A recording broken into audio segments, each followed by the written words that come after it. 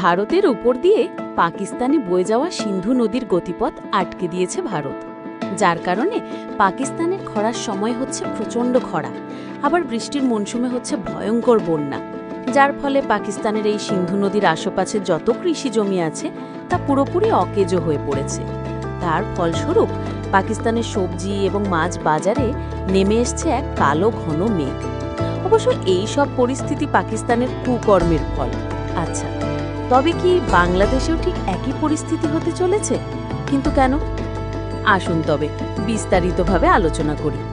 বাংলাদেশের প্রধান নদী পদ্মা, যেটি ভারতে গঙ্গা নামে পরিচিত, বিগত ২৯ বছর আগে তথা ১৯৯৬ সালে ১২ই ডিসেম্বর তখনকার দুই দেশের সাবেক প্রধানমন্ত্রী একটি চুক্তি স্বাক্ষর করে, যেটার নাম গঙ্গা চুক্তি।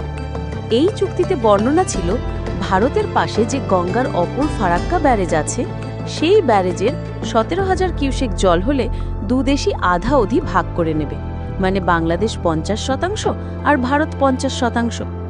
আবার গঙ্গা নদীর জল বেড়ে যদি হয় ৭৫,০০০ কিউসেক জল, তাহলে ভারতের অংশ হবে ৪০,০০০ কিউসেক জল, আর বাকি অংশ পাবে বাংলাদেশ। ব্যাস, যেমন চুক্তি তেমন কাজ। ভারত কোনো কিছুর বিনিময় ছাড়াই উদারীয় মনের পরিচয় দিয়ে পলিমুক্ত জল বাংলাদেশে অনবরত প্রবাহিত করছে। আর এই চুক্তির মেয়াদ ছিল ৩০ বছর, যেটা নাকি সামনের বছর মানে ২০২৪ ১২ই ডিসেম্বর শেষ হবে। কিন্তু ভারতের গণমাধ্যমে খবর পাওয়া যাচ্ছে যে ভারত গঙ্গা নদীর জল নিয়ে আর বাংলাদেশের সাথে নতুন কোনো চুক্তি করবে না। আর এতে করেই নড়ে চড়ে বসেছে, কারণ তারা খুব ভালোভাবেই জানে যে গঙ্গা নদীর জল তাদের কাছে বাতাসে অক্সিজেনের মতো। অবশ্য ভারতের এরকম কঠোর সিদ্ধান্তের পেছনে স্বয়ং বাংলাদেশেরই হাত রয়েছে।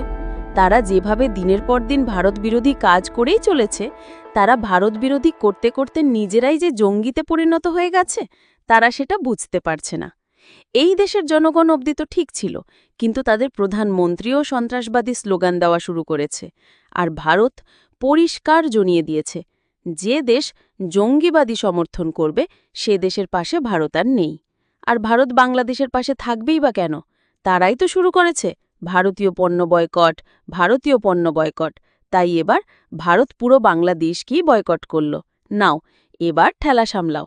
এবার বন্যার সময় হবে বন্যা, আর খরার সময় হবে প্রচণ্ড খরা। এবার দেখার বিষয় হলো যে বাংলাদেশ কিভাবে এই প্রকোপ থেকে নিজেকে রক্ষা করে।